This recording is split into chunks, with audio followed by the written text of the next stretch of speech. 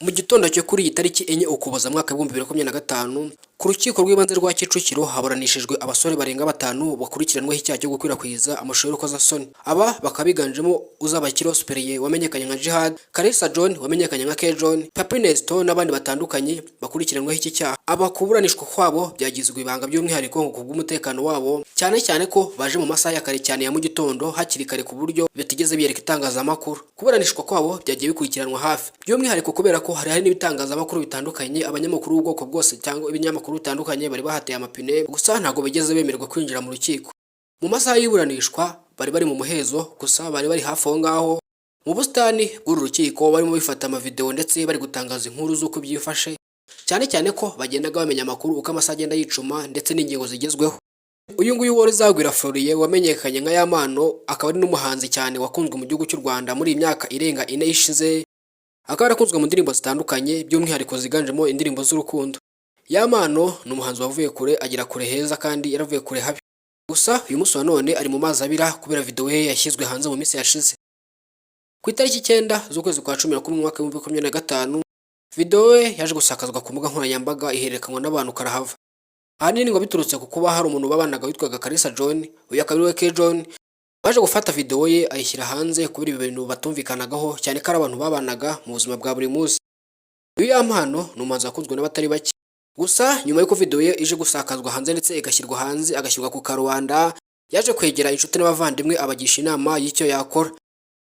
Niko bamwe na bamwe baje kuba bamugira inama yo kujya gutanga ikirego cye, hanyuma ahita afata iya mbere ajya muri RIB ajya gutanga ikirego cyiwe.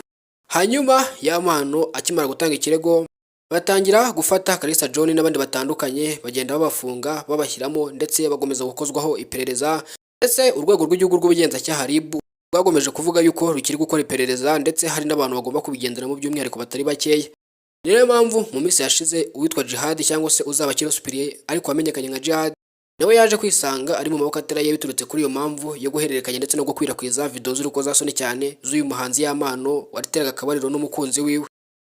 Ibi kandi bikaba bihanirwa n'amategeko mpuzamahanga ndetse no mu gihugu cy'u Rwanda hakaba ari itegeko ribihana. Guhererekanya no gukwirakwiza amashusho y'urukozasoni utabifitiye uburenganzira ndetse utanabyemerewe ntago byemewe, ndetse no kuyakwirakwiza byonyine muri rubanda ntago byemewe. Ni kenshi na kenshi uzabona umusitari amaze kugera ku rwego rwiza amaze kumenyekana mu bantu bose. Ni kenshi uzabona umusitari amaze kugera ku rwego rwiza amaze kumenyekana, gusa ukagenda amenyekana hari abagenda bamugirira ishyari bakaba bamugirira nabi.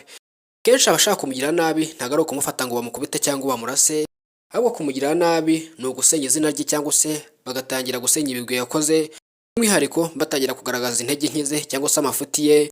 Gusa ibi byose biri mu bintu bisubiza umuhanzi hasi.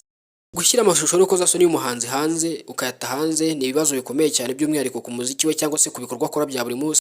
Si umuhanzi gusa n'undi muntu w'umusitari umaze kugera ku rwego rushimishije biragoye gushyira amashusho y'urukozasoni hanze, gusa iyo yashyize hanze uba umukoreye ishyano, kubera ko umuhanzi yarafashe igihe kinini cyane kingana n'imyaka ari kubaka igikundiro mu bantu, agerageza kubereka isura nziza, igihe uruhande rwe rw'ubuzima rwiza akarirwa bagaragariza, cyane cyane ko abari abafana be bamukunda umunsi yose ndetse bamukunda ubuziraherezo.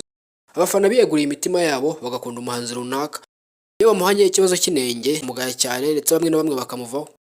Gusa umuhanzi ugakundwa n'abatari bake bisaba kwitwararika, ukereka abafana bawe uruhande rwiza ndetse ukabereka ibyiza gusa, ko iyo ugerageje kubereka intege nke zawe bagucishamo ijisho kakahava, bamwe na bamwe bakakurinyega bati wa muntu ni gutya twari tumuzi se.